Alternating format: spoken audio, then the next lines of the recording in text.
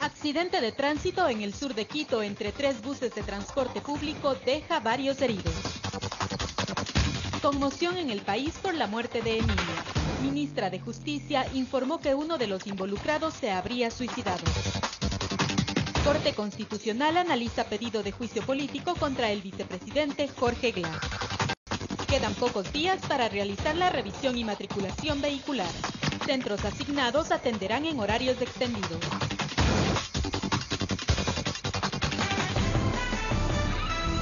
Jueves 21 de diciembre del 2017, a vísperas de la Navidad, amigos televidentes, es un gusto estar nuevamente con ustedes aquí en el informativo del mediodía, últimas noticias. Iniciamos de inmediato con lo más destacado.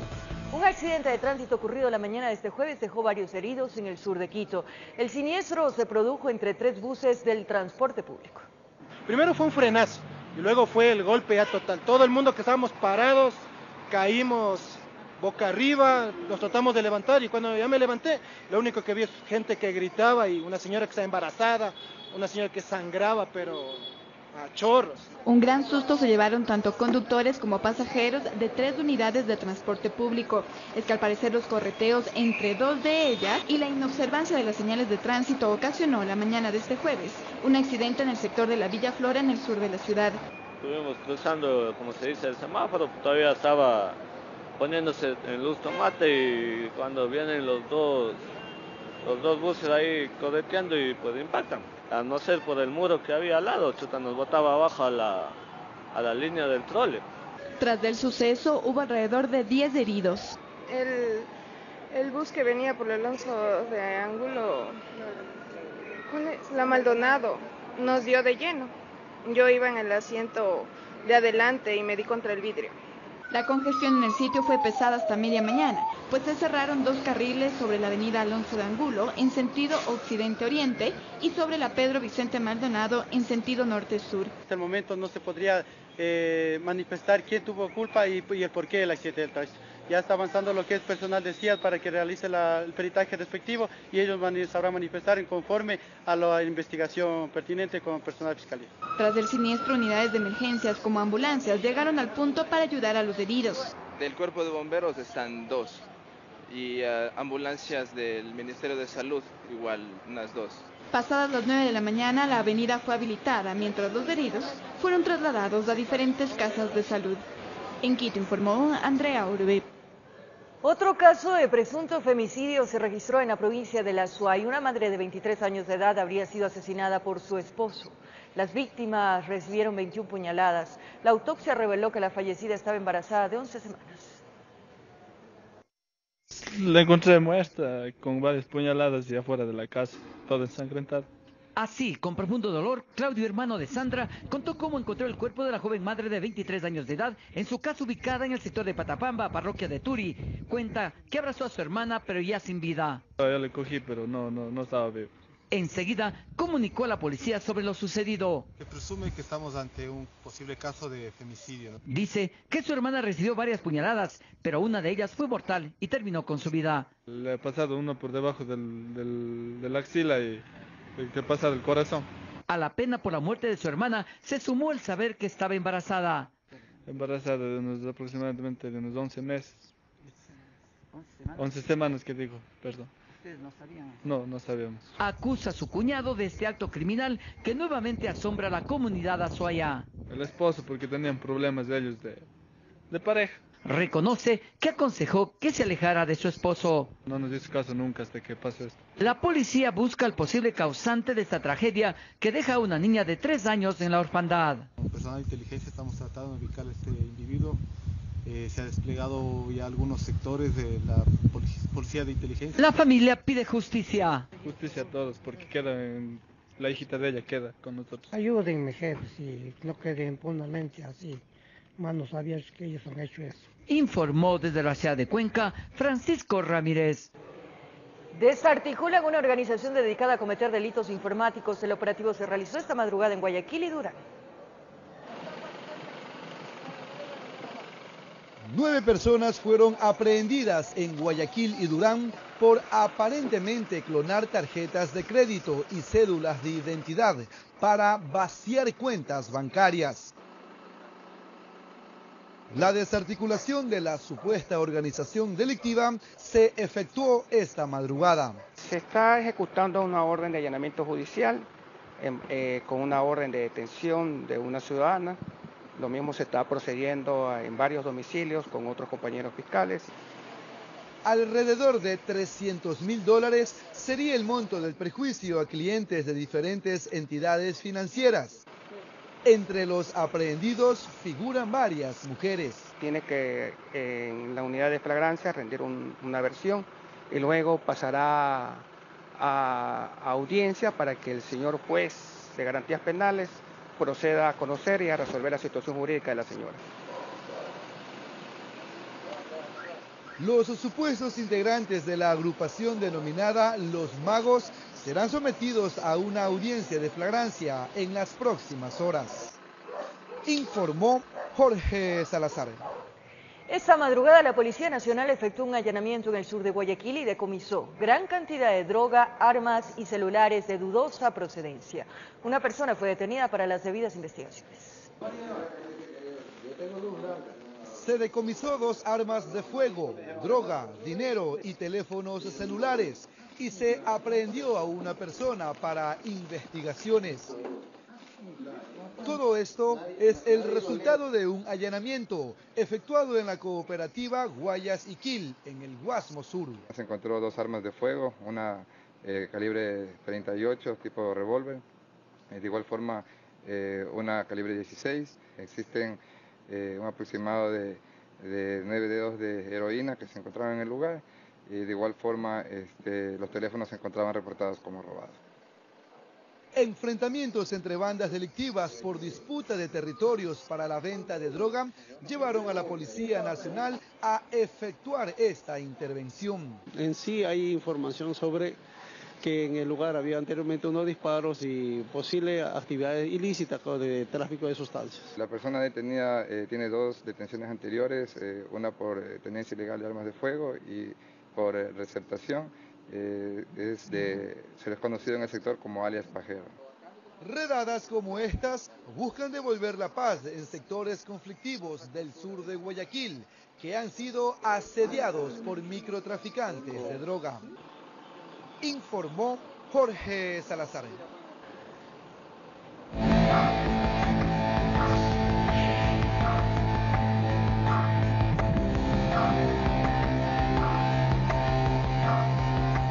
Del día con 7 minutos. Ahora vamos a hacer contacto con nuestro compañero Iván Casamen, quien se encuentra en los exteriores del Ministerio de Justicia con los últimos detalles de la investigación en torno al caso del asesinato de la niña Emilia B. Iván, te escuchamos. ¿Cuáles son los detalles que han dado las autoridades en las últimas horas? Hola, ¿qué tal? Buenas tardes. En efecto, hace pocos minutos la ministra de Justicia, Rosana Alvarado, confirmó el presunto suicidio de quien es el principal sospechoso de la muerte de la niña Emilia, sucedido en Loja. Los 3 detenidos fueron llevados desde la ciudad de Loja hasta el centro de rehabilitación El Ture. Ingresaron en horas de la mañana, cerca de las 5 horas con 30 minutos. Luego, cuando pasó ya la revisión, lo que es seguridad penitenciaria, cerca de las 7 horas con 30, uno de los guías observó que una persona estaba colgada desde el tercer piso de la litera donde estaban descansando. Aparentemente se trataría de un suicidio, pero serán las investigaciones las que determinen qué mismo pasó con alias del Chino, el principal sospechoso de la muerte de la niña Emilia. Escuchemos lo que dijo la ministra de Justicia. Tenía 28 años, el cuadro en el que inicialmente se describe el parte se trataría de un ahorcamiento guindado como de la cama, ¿no? Guindado del camastro, con su propia camiseta, con la camiseta que él tenía puesta. Esa es la información adicional. Cabe todavía confirmar, si es que esos datos no fueron alterados, si es que el cuadro es así como se reportó, como se había encontrado. Pero esa es la información que tenemos hasta este momento. ¿En la cama? Sí, en el camastro, sí. ¿Qué es un camastro? Las camas de los centros de privación de libertad. Le sujetan en el tercer piso de la litera. En la última parte de la litera. Pequeño le cuelga. En el levantamiento del cuerpo participaron agentes de la DINASED, así como criminalística y el fiscal de turno. Ahora están a la espera del resultado de autopsia para conocer qué mismo pasó con alias del Chino, el principal sospechoso de la muerte de la niña Emilia. Retornamos a estudios. Una buena tarde. Muy buena tarde, Iván. Muchísimas gracias. Estaremos atentos de lo que digan las autoridades. Ahora, en otro tema les contamos, en este mismo tema, el presidente de la República, Moreno, en su cuenta de Twitter se pronunció sobre el caso de Emilia. El primer mandatario expresó repudio nacional ante el femicidio de Emilia Benavides. Que ese gran dolor nos impulse para luchar sin tregua contra la violencia de género, la agresión contra los niños, que evidencia una crisis de valores, mi solidaridad con sus padres y mi compromiso por no permitir la impunidad. Por su parte, el Ministerio de Educación, mediante un comunicado, manifestó total apoyo a la familia y se compromete a que la justicia actúe con celeridad para esclarecer este lamentable hecho. Y tras la muerte de la pequeña Emilia Benavides, la provincia de Loja se ha movilizado en señal de solidaridad con la familia de la menor. Además, se ofreció una misa en memoria del infante. Con una misa en la escuela donde habría estado estudiando más de 5 años, Emilia Benavides, padres, maestros, compañeros y ciudadanía se hicieron presentes como muestra de solidaridad a tan lamentable hecho. ¿Quién iba a creer que en este mismo escenario íbamos a levantar una capilla ardiente en su honor? Las principales calles de la ciudad de Loja fueron el escenario para rendirle un homenaje a esta menor que perdió su vida de una manera que nadie lo esperaba. Entre todos hemos sentido en el alma este asunto de un crimen tan fuerte, tan inhumano, pero que al mismo tiempo nos hace reflexionar en el sentido de la protección de los niños, de las niñas, de adolescentes. Cabe mencionar que el velorio de Emilia todavía no puede darse porque su cuerpo lo están estudiando para determinar la causa de su muerte. Defendemos la vida, es una marcha pacífica, es una marcha que nace y sale del corazón ante una realidad dura que hemos vivido y estamos viviendo. En Loja, informó Marcela Constante Brito. La Fiscalía pedirá la máxima pena para él o los responsables de la muerte de la niña lojana asesinada Emilia. Los dos detenidos cuentan con prisión preventiva y la instrucción fiscal tendrá una duración de 90 días. Duele el alma, parte el corazón por decirlo menos, todo un país conmocionado por la forma como fue asesinada Emilia Alejandra, de 9 años de edad. El principal sospechoso fue capturado horas atrás. En el trabajo de las unidades policiales fueron claves los videos de seguridad del EQ 911 y de los negocios donde la menor esperaba el bus para ir a casa. Así los agentes allanaron la vivienda del hombre de 28 años de edad, quien habría confesado cómo sucedieron los hechos. Vamos a pedir que se aplique el máximo rigor de la ley el momento en que tengamos que llegar al tribunal. La ley prevé una acumulación de hasta 40 años de reclusión. Para la Fiscalía hay una diversidad de delitos. En la audiencia de vinculación y formulación de cargos, la jueza de la Unidad Judicial Penal de Loja dispuso prisión preventiva por 90 días para los dos detenidos mientras dura la etapa de instrucción fiscal. Ya están formulados cargos, vamos a continuar la investigación. Trata, violación, asesinato. Al proceso se sumaría una tercera persona, quien ya está detenida. Las investigaciones determinarán su grado de participación en el asesinato de la pequeña Emilia. Determinar si hubieron otras personas que pudieron haber participado en este evento. Para el penalista Gonzalo Realpe de confirmar que el primer detenido fue el aparente autor material de la presunta violación, muerte y luego incineración del cadáver, no tiene ningún beneficio, deberá cumplir los daños que le imponga el tribunal. Este sujeto tampoco se puede beneficiar de ninguna medida sustitutiva a la prisión preventiva, tampoco un grillete electrónico, no puede beneficiarse de las atenuantes o de rebajas de pena. Además habló de agravantes, entre ellos ser conocido del entorno familiar, lo que habría aprovechado para que la niña lojana de 9 años de edad confíe en él. La primera agravante es que la violada, la víctima, es menor de 10 años. Ahí nomás este sujeto ya tiene una pena de 26 años. Pero tenemos la agravante del artículo 48 del COIP, numeral 9, que dice que cuando el autor del delito, sea de violación o muerte, le conoce con anterioridad a la víctima. El sospechoso indicó dónde dejó el cuerpo. El cadáver fue encontrado en una quebrada ubicada a 400 metros de la carretera de acceso a la parroquia Chuquiribamba. Parentesco familiar no, es una persona, como les digo, cercana al entorno social y que realizaba las mismas actividades que el padre. Los motivos del hecho, que han enlutado a todo un país, aún son un misterio. En Quito informó Iván Casamen. La Cámara de la Pequeña Industria de Quito firmó un pacto con varias carteras de Estado para crear campañas que concienticen a la ciudadanía para frenar la violencia. Hasta octubre de este año en Ecuador se registraban 132 homicidios de mujeres por su condición de género, una cifra alarmante, pero que en los últimos días impactó aún más por la muerte de la pequeña Emilia, que con solo 9 años de edad fue asesinada presuntamente por un profesor. Sabemos que en estadísticas el círculo familiar es uno de los círculos donde más se da la violencia y abuso sexual. Pero no solo estas serían las cifras que espantan, hay otras. El Ministerio de Educación nos decía que hay 4.850 casos, 54 denuncias de abuso sexual en el país en menos de un año.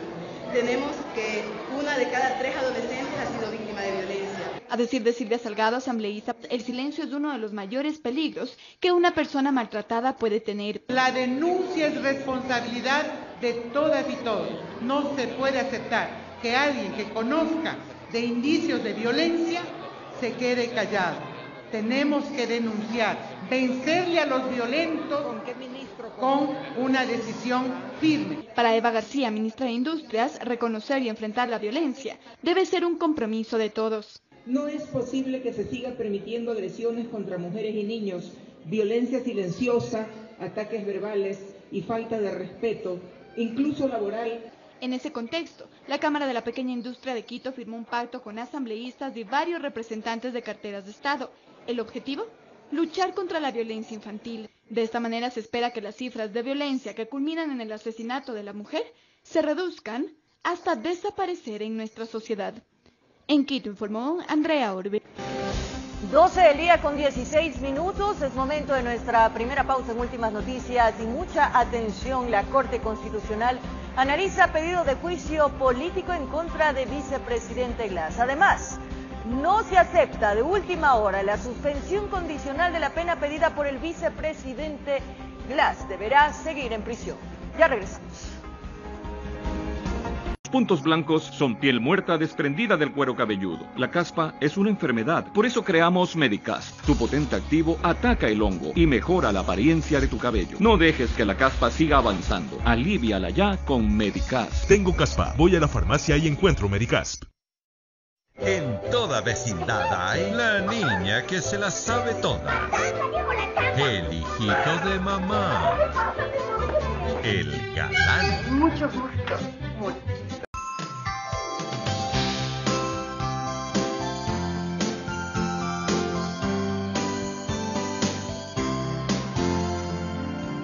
Navidad, feliz Navidad.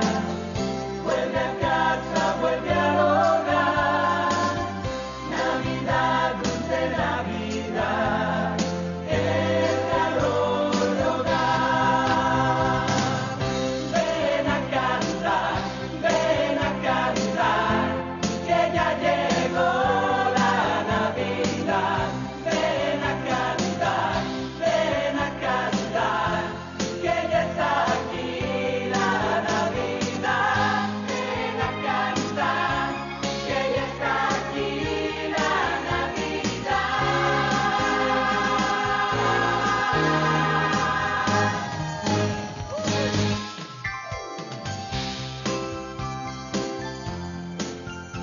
Unas felices fiestas para todos, amigos televidentes. Estamos de vuelta para contarles que la Corte Constitucional analiza el pedido de juicio político en contra del vicepresidente Jorge Glass. Se espera conocer la resolución en pocos minutos.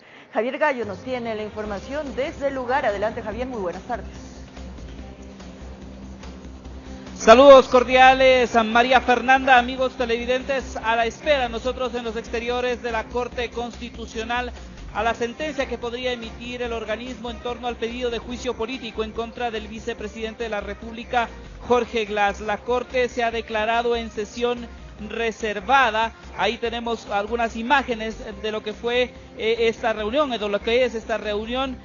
Los medios de comunicación hemos tenido acceso tan solo al inicio de este proceso y lo que se espera es que en los próximos minutos ya la Corte pueda emitir una sentencia admitiendo o no este pedido de juicio político en contra del vicepresidente de la República, Jorge Glass. Es una sentencia que está siendo esperada por la Asamblea Nacional, pues de ser admitido a proceso este trámite, inmediatamente se espera que la presidencia de la Asamblea pueda remitir este pedido hasta la Comisión de Fiscalización, que se anuncia podría reunirse inclusive este día viernes. El día de mañana podría reunirse si es admitido a trámite el proceso de juicio político en contra del vicepresidente. Se ha ofrecido por parte de la Corte Constitucional informar mediante sus redes sociales y también a través de un comunicado en las próximas horas de ser admitido o no a trámite este proceso, de emitirse una sentencia favorable o no al pedido de juicio político. Nosotros estamos atentos a lo que pueda suceder en los próximos minutos. Ya llevan desde las 11 de la mañana reunidos en el Pleno los magistrados de la Corte Constitucional y se espera, como les decimos, que en los próximos minutos conozcamos cuál es la resolución que se emita acá en la Corte en torno a este pedido de juicio político en contra del vicepresidente de la República. Esa es la información que nosotros tenemos a esta hora desde el norte de la capital de la República. Regresamos al estudio, tienen más información. Adelante, buenas tardes. Buenas tardes, Javier. Información importante. Si es necesario, nos enlazaremos nuevamente contigo para que nos des a conocer la resolución de la Corte Constitucional. Pero también tenemos noticias de última hora desde la Corte Nacional de Justicia, donde se negó el pedido del vicepresidente Glass de suspender su pena de 6 años de prisión por asociación ilícita. Vemos también en la pantalla ya a Héctor Romero, quien nos tiene toda la información desde la Corte Nacional. Adelante, Héctor, te escuchamos. Gracias, buenas tardes. Sí, el mismo Tribunal de la Corte Nacional de Justicia que el pasado miércoles sentenció a 6 años de prisión al vicepresidente sin funciones Jorge Glass por el delito de asociación ilícita relacionada al caso Odebrecht. Este día no dio paso al pedido de sustitución condicionada de la pena, al parecer porque no se cumplió uno de los requisitos, entre estos que para acceder a este beneficio legal se debe ser sentenciado a 5 años y en este caso Glass fue sentenciado a 6 años. Escuchemos la primera reacción del vicepresidente sin funciones, como también de César Montúfar, quien ha participado en este proceso legal como acusador particular. Escuchemos. No teníamos ninguna expectativa de que se conceda este recurso de suspensión de la pena. Lo hemos hecho por seguir avanzando en el debido proceso y con la intencionalidad de acelerar los tiempos para que este proceso judicial termine en Ecuador y poder acudir a cortes internacionales y pedir que se revise cada una de las ilegalidades que se han cumplido en este proceso. Se ha negado nuevamente un derecho establecido en la ley, se aplicó un criterio de favorabilidad inverso, es decir, favorable al fiscal, no favorable a la persona que ha sido acusada y en mi caso sentenciada en primera instancia. Según el Código Integral Penal vigente, la pena que le correspondía no era de 5 años, sino por los agravantes de 6 años, 6 meses. Y en segundo lugar, no cumplía los requisitos para pedir la suspensión condicional de la pena.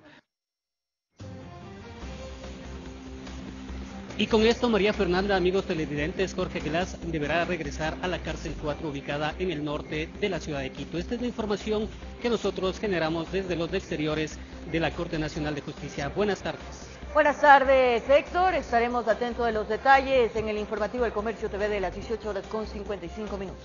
Y ahora les contamos que el expresidente del directorio del IES, Ramiro González, fue vinculado por el delito de tráfico de influencias y la justicia solicitó orden de prisión preventiva en su contra.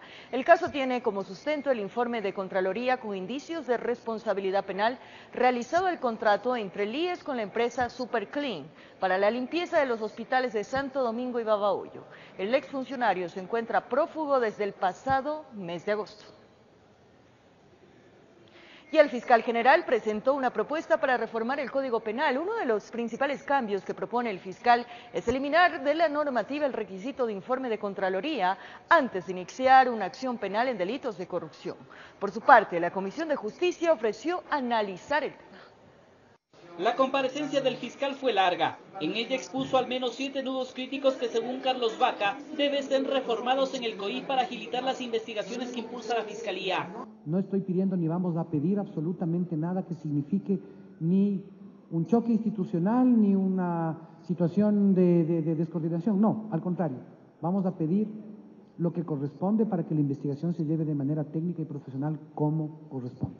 también presentó un proyecto de ley de extinción de dominio que dice contribuirá a la lucha contra la corrupción.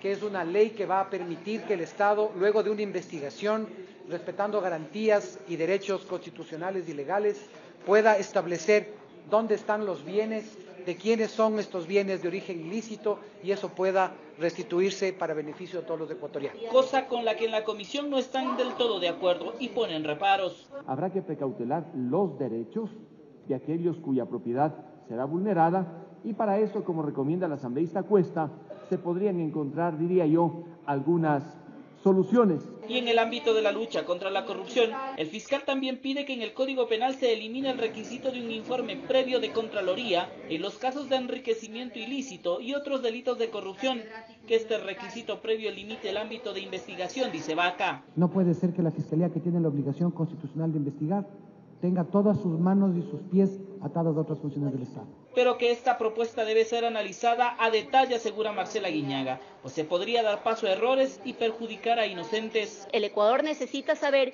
si es tan cierto que no se lucha contra la corrupción por este formalismo.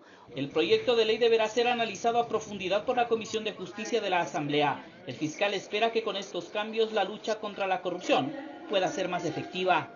Informó Javier Gallo. 7 organizaciones sociales han presentado la documentación ante el Consejo Nacional Electoral para participar en la campaña de la consulta popular. Esto tras el plazo que se amplió en el ente electoral. Entre tanto, el Instituto Geográfico Militar inició la impresión de papeletas y material electoral. La cuenta regresiva inició en el Consejo Nacional Electoral para la inscripción de las organizaciones sociales que quieren participar en la campaña de la consulta popular y referéndum por el sí o por el no, cuyo plazo se amplió en 48 horas de este lunes. Han ingresado ya 7 peticiones, de las cuales son 4 ingresando ya los documentos que les faltaba, corrigiendo los errores que tuvieron, una nueva de inscripción y una que volvió a ingresar nuevamente toda la documentación. Aquí se encuentra el Foro Nacional Permanente de Mujeres, a quienes les faltaba completar la documentación y que quieren hacer campaña por el no, cuya participación demandaba el expresidente Rafael Correa. No nos olvidemos del Consejo Nacional Electoral, lo que tiene que hacer ahora es una validación de los requisitos que han ingresado para que el Pleno se pronuncie sobre la aprobación o no de estas organizaciones sociales. De las 7, 4 subsanaron requisitos por el sí, otra por el no y otra que está dividida. Esperemos que el Pleno en el transcurso de jueves y viernes pueda ya aprobar las organizaciones sociales conforme a los requisitos que han planteado las organizaciones sociales. Por otro lado, este miércoles inició con la impresión de las papeletas para la consulta. En total, 13.026.598, por un monto de $1.434.950, y los documentos electorales por $1.977.111. Obviamente ya los tiempos son bastante cortos. Iniciaremos también ya con las entregas ya la primera semana del próximo año a la empresa integradora, y para hacer los despaches a los diferentes sectores, principalmente el del exterior. Por los días que demora obviamente eso, y lo propio también a la Amazonía. En torno a las seguridades de las papeletas y documentos para evitar cualquier alteración, no se ha pasado por alto. Las seguridades están en las impresiones. Básicamente son las mismas seguridades que mantiene el tema del Instituto Geográfico Militar, y son unas seguridades realmente muy altas y de estándares internacionales. Informó Héctor Romero. 12 del día con 32 minutos. En el ámbito legislativo, con 7 votos a favor, la Comisión de Régimen Económico de la Asamblea Nacional se allanó al veto parcial del Ejecutivo para que los medios electrónicos de pago sean administrados por la banca privada y cooperativas y no por el Banco Central, como se lo realiza actualmente. La tarde de este miércoles, la Comisión de Régimen Económico de la Asamblea Nacional arrancó el trámite del veto parcial del presidente Lenín Moreno al proyecto de ley para la reactivación económica. En medio de posturas a favor y en contra de los legisladores a las observaciones del Ejecutivo, esta mesa legislativa acordó dividir el texto en 14 puntos para su votación debido a su complejidad. Y sobre esos 14 grupos tenemos 2 tipos de recomendaciones. El allanamiento, cuando el veto del Ejecutivo es más claro en la aplicación de la norma, y la ratificación cuando el texto de la Asamblea es más claro en la aplicación de la norma o el registro de ciertos incentivos. Pues lo que necesitamos es brindarle un texto con las mayores claridades y las mayores precisiones jurídicas a la ciudadanía. Durante la sesión, uno de los puntos más discutidos fue la administración de los medios de pago electrónicos, que actualmente están en manos del Banco Central, y ante lo cual el presidente Moreno propuso que también sean manejados por la banca privada y cooperativas. Luego de más de 3 horas de un acalorado debate y en medio de una votación dividida por parte de los legisladores del país, con 7 votos a favor y 4 en contra, esta comisión se allanó al veto. Porque los derechos de los ecuatorianos están por encima de todo y no se puede estar participando de pactos por debajo de la mesa en contra.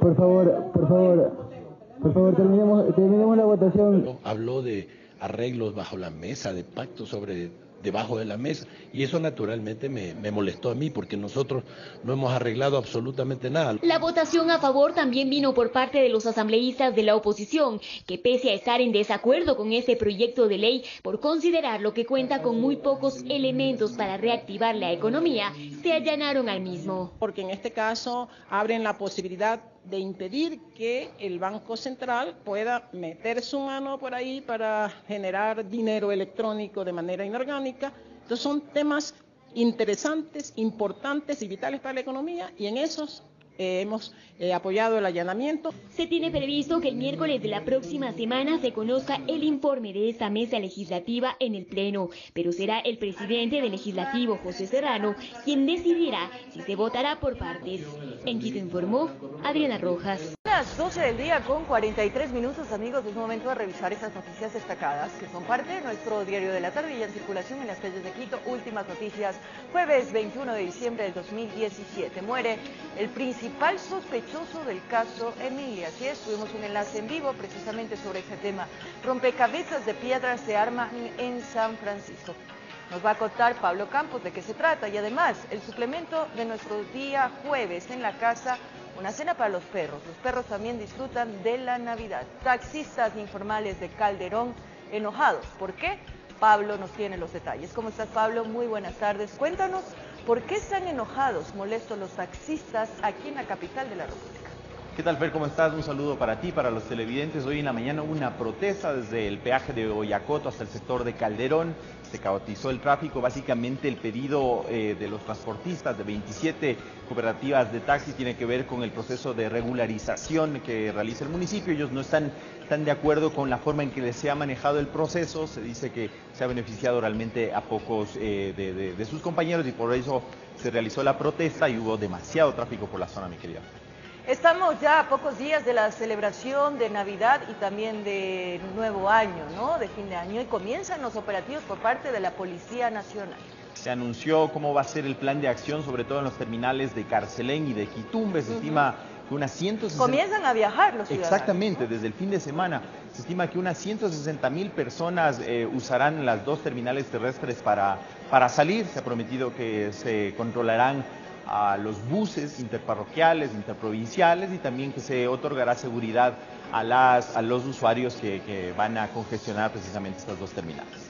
Cuéntanos, como vimos en la portada, ¿de qué se trata ese rompecabezas de piedras que se está instalando, se está armando en la Plaza San Francisco? Te cuento, Fer, que por los trabajos en el metro se retiraron todas las rocas, todas las piedras que componían la Plaza de San Francisco. Hoy empezó el trabajo de colocarlas nuevamente. Se trata de 170,000 aproximadamente rocas que van a ser colocadas en sus puestos. Este trabajo durará 3 meses y se estima que para Semana Santa del próximo año ya esté completada toda esta obra. Sobre todo para celebrar, los feligreses claro que están atentos de tener las misas ahí precisamente en la Plaza de San Francisco. Y lo que te gusta a ti tanto, el ámbito deportivo. Nos tienes hoy información importante sobre la Sudamericana y la Copa Libertadores. Ayer en la noche, mi querida Fer, en Luque, en Paraguay, se sortearon las llaves en donde están involucrados los equipos ecuatorianos. A grosso modo podemos decir que en la Copa Sudamericana, en los equipos de Pichincha, Liga jugará contra el Guavirá, equipo con el que no jugaba hace 40 años. El Nacional tendrá que subir 4.000 metros de altura para jugar con el San José de Oruro. Independiente en la Copa Libertadores tendrá que verselas con Banfield, el Macará con el Deportivo Táchira, y en fase de grupos complicados tanto para Emelec como para Delfín. Que 2017 nos ha traído muchas sorpresas en todos los ámbitos. Me olvidaba de tu Barcelona también, que tiene que jugar con General Díaz de Paraguay, un equipo más bien modesto. Muy bien, esperemos que nos vaya bien entonces en ese campeonato. Vamos ahora a finalizar, Pablo, con nuestro suplemento en la casa, porque la Navidad también se comparte con las mascotas. Así es, hay una serie de recomendaciones de qué se le puede brindar a los perritos o a los gatitos en la cena navideña. Una recomendación como preparar un pollo hervido, no ponerle condimentos. Qué linda foto. Qué lindo animalito, ¿no? Y sobre todo evitar darles chocolates y todos estos dulces. Claro, hay alimentos que no pueden consumir nuestras mascotas, así que hay que tener mucho cuidado. Hay que tener cuidado con eso. Y una serie de recomendaciones, plantas de aguas medicinales para eliminar toxinas, una serie de recomendaciones en el suplemento de En la Casa. Muy bien, interesantes temas, Pablo, que tengas una excelente tarde. Igual para ti. Ya regresamos luego de una pausa.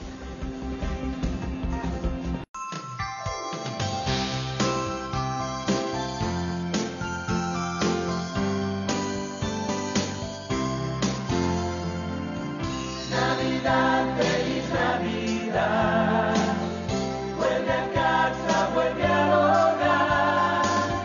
Navidad, dulce Navidad, el calor del hogar.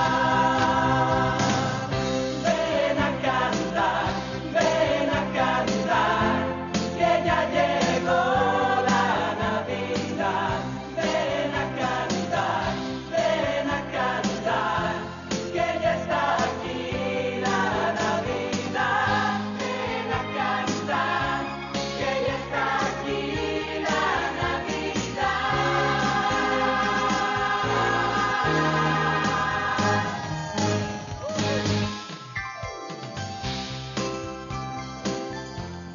Estamos de vuelta, amigos. Gracias por su sintonía. Quedan menos de 8 días para poder realizar la revisión y matriculación vehicular.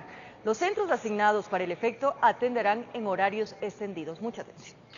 Solo hasta el próximo 28 de diciembre se podrá revisar y matricular a los autos que no cumplieron con este requisito durante el año. Hasta el momento son alrededor de 40.000. Así lo dio a conocer Mariela Veloz, directora de Registro y Administración Vehicular de la Agencia Metropolitana de Tránsito. Es importante que la ciudadanía sepa que solo se atenderá hasta el día 28 de diciembre, que es el día en el que el SDI cierra su sistema por temas de año fiscal, y se entregará, estamos verificando el tema de la entrega de turnos máximo hasta las 3 de la tarde para poder dar una atención hasta las 6, que es el momento en el que el sistema se cierra. Recuerde que si no matriculó su auto en el mes asignado por el último dígito de su placa, deberá pagar un recargo de $25.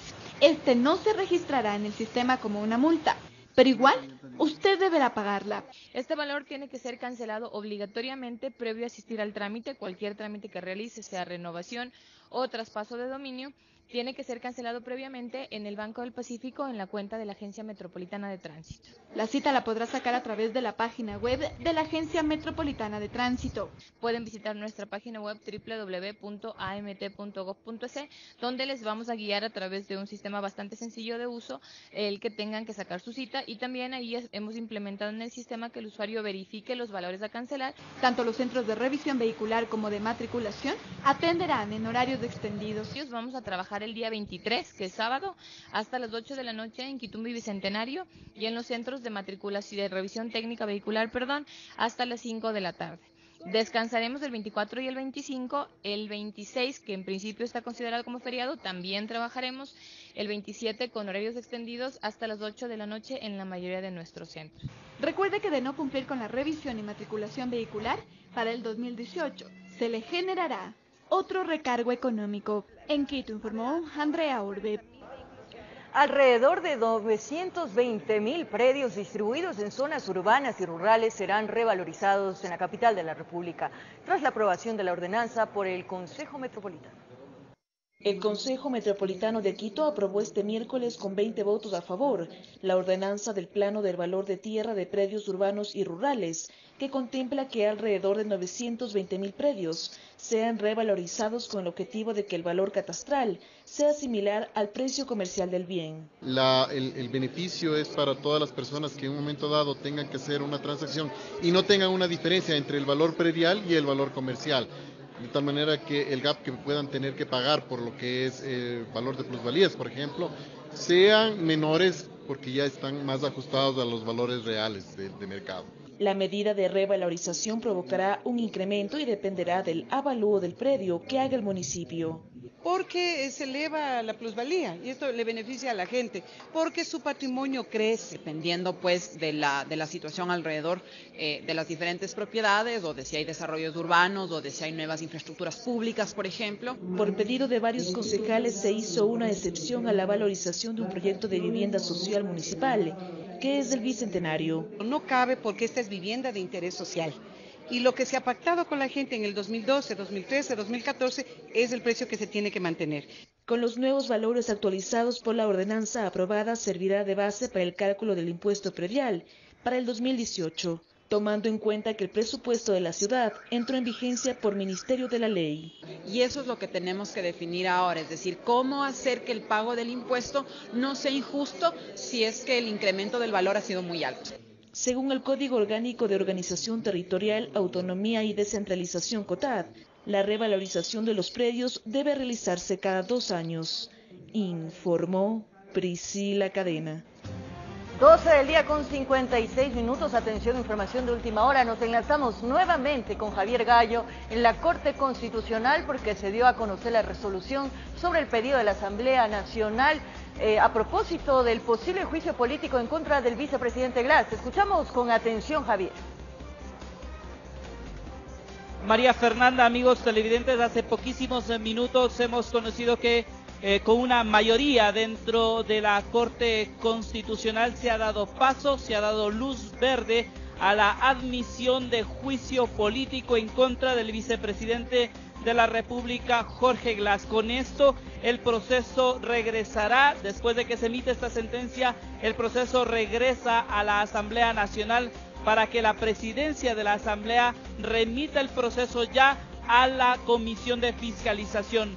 Conocemos que en la Comisión de Fiscalización están realizando ya reuniones previas y se espera que al menos el día de mañana viernes se puedan reunir para determinar el cronograma de este juicio político en contra del vicepresidente de la República, Jorge Glass. Les reiteramos, la Corte Constitucional de manera unánime, el Pleno ha dado paso, ha dado luz verde a la admisibilidad del juicio político en contra del vicepresidente de la República, Jorge Glass. Esta la información de última hora que surge desde acá, desde la Corte Constitucional. María Fernanda, regresamos al estudio contigo. Muchísimas gracias, Javier, por darnos ese anuncio. Estaremos pendientes de la respuesta por parte de la Asamblea Nacional. Y con esto nos despedimos, amigos televidentes, pero nos reencontramos 18:55 en El Comercio TV. Un abrazo.